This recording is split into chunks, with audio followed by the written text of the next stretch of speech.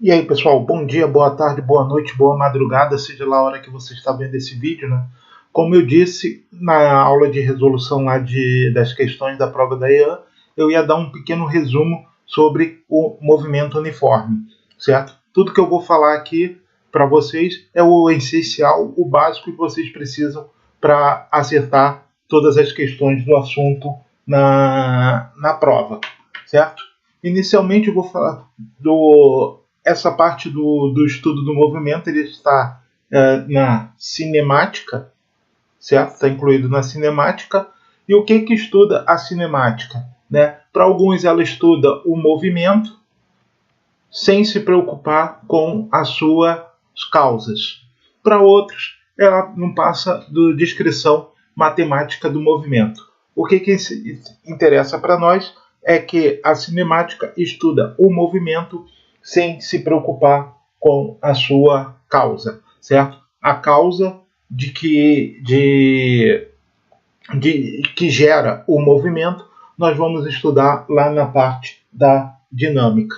Então, no estudo da cinemática, no estudo do movimento uniforme, qual o ponto importante desse estudo? O ponto é a velocidade, porque no movimento uniforme nós trabalhamos com a velocidade constante, ou seja, a velocidade não se altera com o tempo. Isso quer dizer o quê?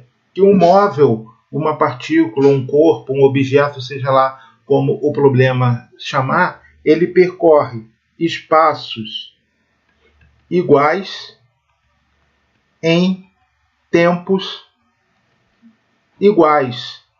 Ou seja, ele tem uma distância x para percorrer, ele vai percorrer esse pedaço do trajeto num tempo qualquer t, o trajeto, outro pedaço idêntico, de mesma distância, de mesmo comprimento, ele vai percorrer numa distância, num tempo t também. Vocês vão dizer que aqui é a distância de 1 metro, aqui de 1 metro, aqui de 1 metro, aqui de 1 metro, aqui e aqui de 1 metro, e todos esses espaços ele vai percorrer com uma velocidade t. Isso que o movimento uniforme trabalha. Então, no movimento uniforme a gente trabalha aquele movimento que o móvel percorre espaços iguais em tempos iguais, certo?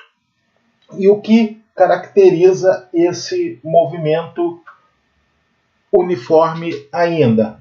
Nós temos a característica da equação horária dele, ou seja, um móvel que está no movimento uniforme, ele tem essa equação horária, né? S, que é aqui pode ter variações, depende como que o seu professor chama. Uns chamam de S, outros chamam de X, né? Outros vão chamar de D, né? Isso vai depender muito, certo? Do que pode aparecer. Eu estou usando o S, até porque a única vez lá em 2013, ou depois teve uma prova também que ela botou, que a EAN botou um formulário com todas as fórmulas, se eu não me engano foi 14 ou 15, ela usou o S, certo? Ela usava ΔS sobre ΔT. Então eu estou usando o S também. Então essa aqui é a equação horária do movimento uniforme. O que a gente vê aqui? Que ela é uma função do primeiro grau. Ou seja, uma função do primeiro grau, nós vamos ver que o que caracteriza a função do primeiro grau no gráfico é ela ser uma reta. Vamos ver ali na próxima. Então, se a gente for montar um gráfico de uma equação da função horária do movimento, S igual a S0 mais V0t, o que a gente vai ter? Nós vamos ter aqui o espaço e aqui o tempo. Nós vamos ter uma reta, certo? Onde o local que a reta corta o eixo Y é o nosso S0. Se ela cortar, evidentemente, essa reta passar pela origem, S0 vai ser igual a 0 e nós vamos ter a equação reduzida do primeiro grau, certo?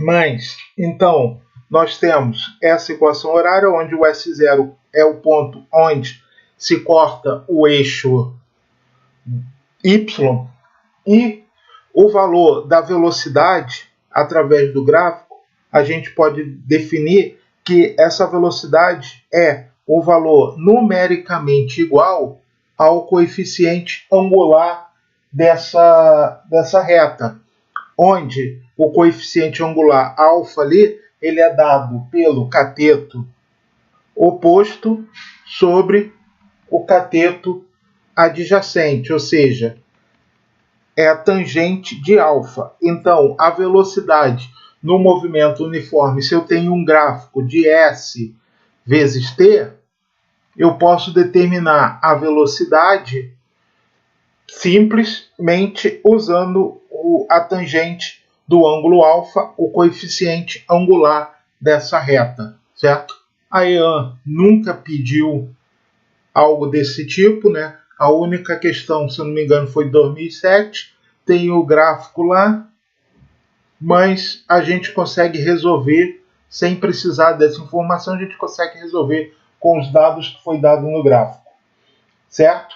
Outro ponto importante que nós precisamos ver em relação aos gráficos são os gráficos no que diz respeito ao gráfico da velocidade sobre o tempo, certo? Quando eu tiver, como o movimento uniforme é um movimento com a velocidade constante, esse gráfico vai ser uma reta paralela ao eixo dos tempos.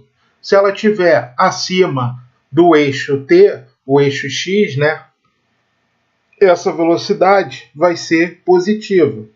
Se ela estiver, esse gráfico estiver abaixo, essa velocidade será negativa.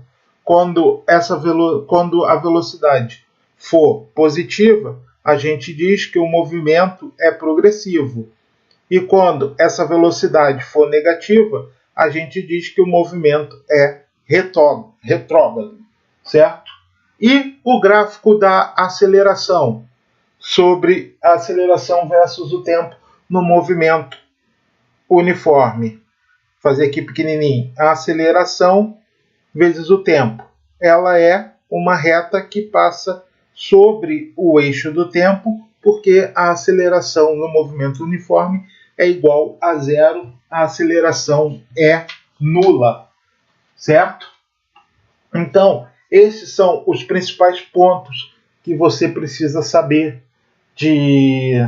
do movimento uniforme para que você tenha condições de gabaritar qualquer prova da EAN, certo?